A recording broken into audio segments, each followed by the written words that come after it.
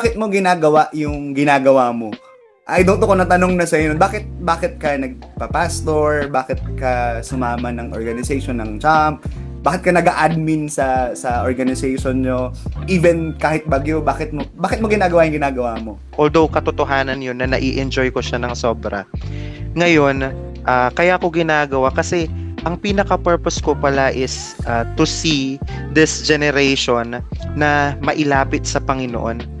So kung mayroon akong magiging parte, kahit maliit lang sa sobrang laking ginagawa ng Panginoon, I will try to do my best. Yung sinabi mo na mambraso o kaya try na i-push ang mga bagay-bagay.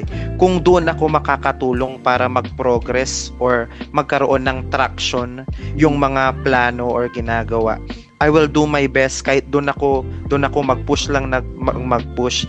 So with that, yun ang pinaka-heart ko, na makita ang henerasyon na ito, kahit sino mang tao na mailapit sa Panginoon. And I think I'm in the best place para makita yung nilagay sa akin ng Lord, to see the generation really na mailapit sa Kanya, maraming kumilala sa Kanya.